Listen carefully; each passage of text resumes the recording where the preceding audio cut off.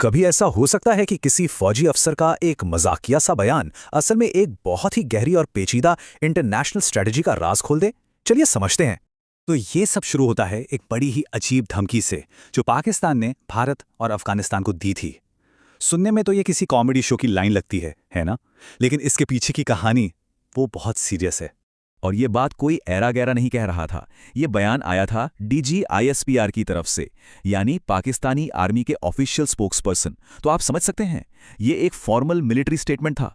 तो चलिए अब जरा इस अजीबो गरीब धमकी की तह तक जाते हैं और समझते हैं कि इसके पीछे का असली मतलब क्या था।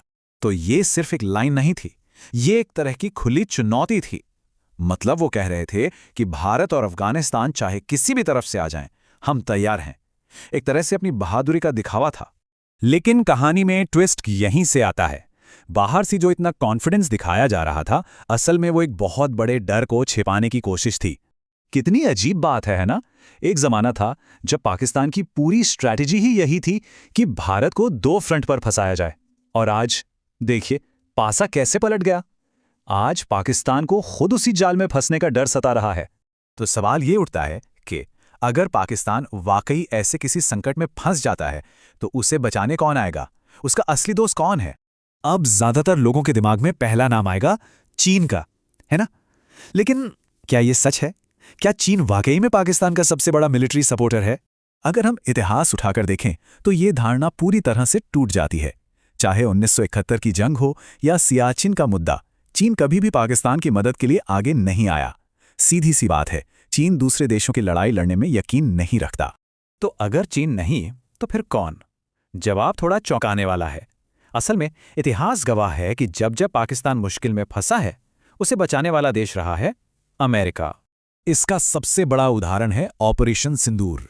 जब भारत ने ये ऑपरेशन लॉन्च किया तो पाकिस्तान को समझ आ गया था कि नुकसान बहुत बड़ा होने वाला है। और तब अमेरिका ने ही बीच में आकर भारत को फोन किया और ऑपरेशन रुकवाने के लिए कहा, और ऑपरेशन रुक गया। लेकिन कहानी सिर्फ एक डिप्लोमैटिक फोन कॉल पर खत्म नहीं होती। असल में इस फोन कॉल के पीछे एक बहुत बड़ा सीक्रेट ऑपरेशन चल रहा था। और इस ऑपरेशन का सबूत हमें मिलता है FARA से। FARA यानी फॉरेन एजेंट्स रजिस्ट्रेशन एक्ट। ये अमेरिका का एक कानून है जो कहता है कि अगर कोई भी विदेशी सरकार अमेरिका में लॉबिंग करती है तो उसे अपनी सारी एक्टिविटीज पब्लिक करनी पड़ती हैं। सब कुछ ट्रांसपेरेंट रखना होता है। तो इन्हीं फारा के पब्लिक डॉक्यूमेंट्स से एक चौंकाने वाली बात सामने आई। पता चला कि ऑपरेशन रुकने के बाद भी पाकिस्तान कितना डरा हुआ था। वो लगातार अमेरिका से गुहार लगा रहे थे कि भारत कहीं दोबारा हमला न कर दे।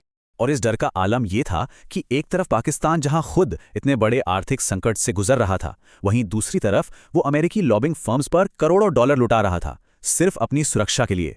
ये डॉक्यूमेंट्स एक और बड़ा खुलासा करते हैं। पाकिस्तान ने सिर्फ मदद नहीं मांगी, बल्कि ट्रंप एडमिनिस्ट्रेशन को एक सीक्रेट डील भी ऑफर की। उन्होंने कहा कि आप हमें भारत से बचाइए, बदले में हम आपको अपने जरूरी खनिजों का एक्सेस देंगे और रिश्तों को एक नई शुरुआत देंगे। अब आते हैं इस कहानी के सबसे जरूरी, सबसे दिलचस्प हिस्से पर। ये सारी लॉबिंग, ये करोड़ों डॉलर का खर्चा, इसका असली मकसद क्या था?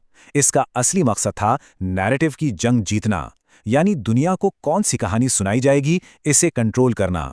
मतलब ये पैसा सिर्फ नेताओं को खुश करने के लिए नहीं था। इसका एक बहुत बड़ा हिस्सा अमेरिका के टॉप मीडिया आउटलेट्स को इन्फ्लुएंस करने पर खर्च हो रहा था, ताकि संघर्ष की जो कहानी जनता तक पहुंचे वो पाकिस्तान के फेवर में हो। और यहां पर फर्क साफ दिखता है। एक तरफ थी जमीन की हकीकत, जहां भारतीय हमलों से पाकिस्तान को भारी नुकसान हो रहा था, और दूसरी तरफ थी वो कहानी जो अमेरिकी मीडिया में परोसी जा रही थी कि पाकिस्तान के हथियार तो बहुत अच्छा काम कर रहे हैं और उन्होंने भारत को बहुत तगड़ा जवाब दिया है। तो सवाल उठता है कि ये इतना महंगा इंटरनेशनल मीडिया कैंपेन क्यों? इसका जवाब है डोमेस्टिक पॉलिटिक्स। असल में ये नैरेटिव की लड़ाई अपनी ही जनता के लिए थी। उन्हें ये दिखाना था कि हम कमजोर नहीं हैं, हम जीत रहे हैं। ताकत की एक इमेज बनाए रखना बहुत जरूरी था। तो चलिए अब घूमकर वापस उसी लाइन पर आते हैं जहां से हमने ये कहानी शुरू की थी। मजा न कराया तो पैसे वापस। अब इस पूरी कहानी को जानने के बाद इस लाइन का मतलब बिल्कुल अलग लग रहा है ना? तो असल बात यह है कि वो अजीब सी धमकी सिर्फ कोरी डींगे नहीं थी, वो एक बहुत ही सोची समझी कॉम्प्लेक्स स्ट्रैटेजी का एक छोटा सा हिस्सा थी। एक ऐसी स्ट्रैटेजी जिसमें मिलिट्री का दिखावा, पर्दे के पीछे डिप्लोमेसी और नैरेटिव को कंट्रोल करने के लिए करोड़ों डॉलर का युद्ध, सब कुछ शामिल था। और ये पूरी कहानी हमें एक बहुत बड़े सवाल के साथ छोड़ जाती है। आज के मॉडर्न वॉरफेयर में क्या जमीन पर होने वाले हमले से भी ज्यादा ताकतवर वो कहानी है जो उस हमले के बारे में दुनिया को सुनाई जाती है? यूपीएससी से संबंधित करंट अफेयर्स के लिए करंट अफेयर्स डिस्कशन को सब्सक्राइब करें।